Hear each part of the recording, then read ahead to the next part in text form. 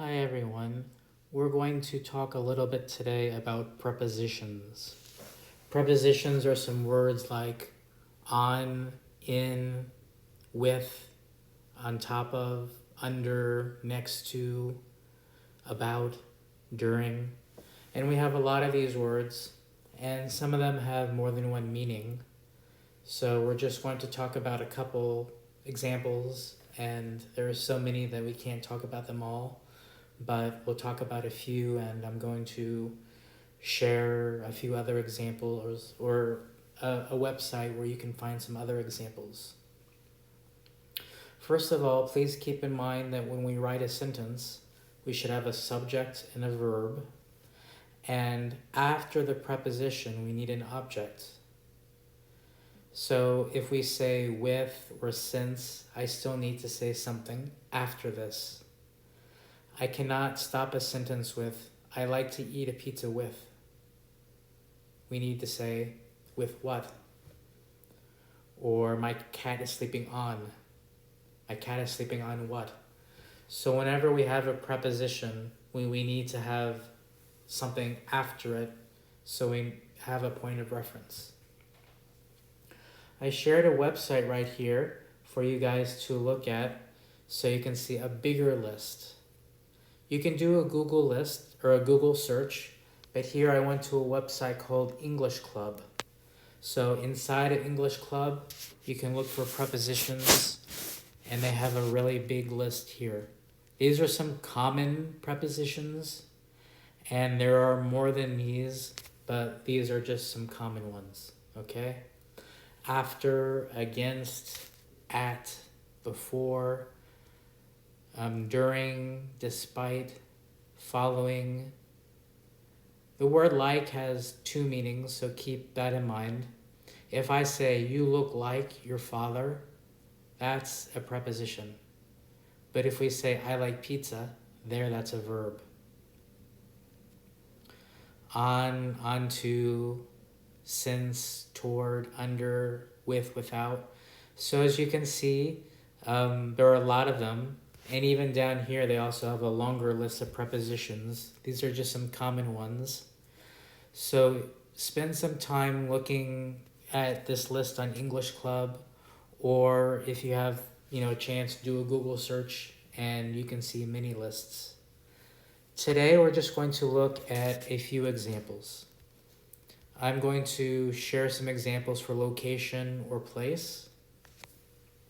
So if I ask you a question, where's my cat?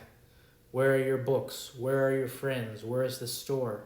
We can use some prepositions to try and describe location or place. And here are a few. My nightstand is next to my bed, or my nightstand is beside my bed. Those two words have the same meaning. In front of, my TV is in front of my bed. There is a painting behind my bed or in back of my bed, and both of those two have the same meaning. My cat sometimes sleeps under my bed or below my bed. Those two have the same meaning. When we're talking about location, we could say, I sleep on my bed, and we can also use on to describe a street, where something is on a street. The school is on Abrams Street. Maybe my favorite restaurant is on Beltline Road. But we'll use on to describe the location of some place when it's on a street. Between means in the middle. My second nightstand is between my bed and my wall. So that means it's in the middle of the two. In my nightstand, it's inside. We have a drawer sometimes for a nightstand, and you can put it in there. So you can put it inside there. So that's what it means, in. Where I like to walk around my neighborhood, outside my window, inside my living room. These two words could be either a noun or a preposition. So if you want to use it as a preposition, make sure you say outside what? I see a tree outside my window. Or there's a new TV inside my living room. If it's a preposition, we need to have the object after that. So all of these describe a location or a place. And just for examples, I would like you guys to try and think of your bedroom or your living room or somewhere in your house and describe what you see and use some of these vocabulary words here. In my bedroom, really my TV is in front of my bed and my nightstand is next to my bed. So those are a couple of real examples for me. But what about for you? Share some with me. Here we have some common prepositions for time. And again, some of these words have more than one meaning, okay? On has more than one meaning. In has more than one meaning. So these here have a different meaning than those when we're talking about a place.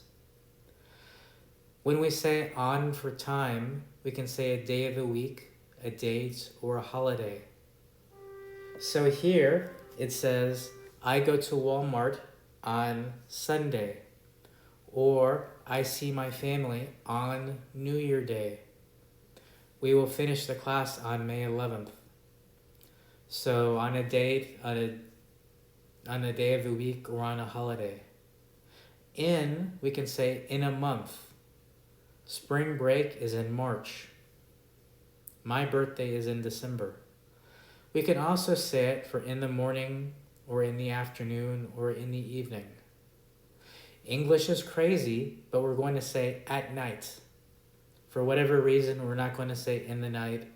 It's in the morning, it's in the afternoon, but at night. We can also say at for time. We study English at 8. I go to sleep at 12. So those are a couple examples for time. For can describe the amount of time. So we study English for 5 hours. I sleep for 8 hours. Maybe I have lived in Dallas for 10 years. So there are a few things we can say there, and they describe the amount of time.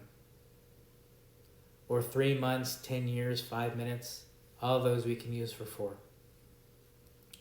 When we say for, to, here this explains a starting time and a finish time. I study English from 8 a.m. to 12:20. 8's the starting time, 12:20 is the finish.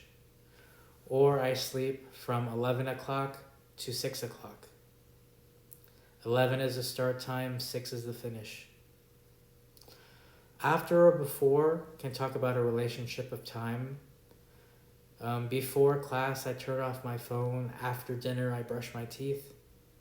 Remember, with a preposition, we need to have an object after this.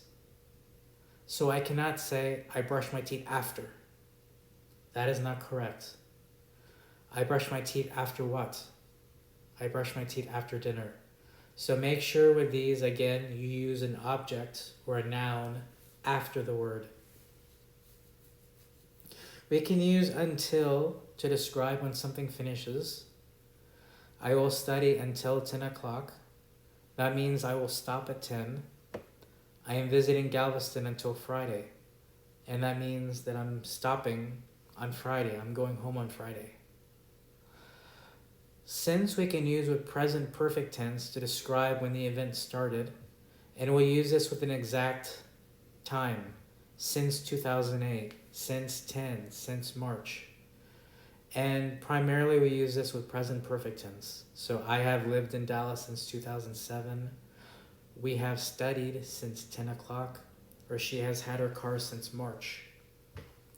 And each has a specific starting point there. So why don't you look at some of these examples here and try and answer these with a preposition. So for example, when do you wake up? I wake up at 6 o'clock in the morning. When do you watch TV? I watch TV in the evening.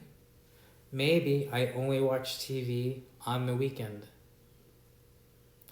I do laundry on Sundays. So when you look at some of these examples, I have 10 here. So why don't you try and answer these with these words here, okay? So take a moment and look. When do you wake up? When do you watch TV? When do you do laundry? And also look at these here and try and answer these with a preposition in a full sentence, of course. And like I said, there is a big list on that website, but these are just the ones that we're going to practice right now.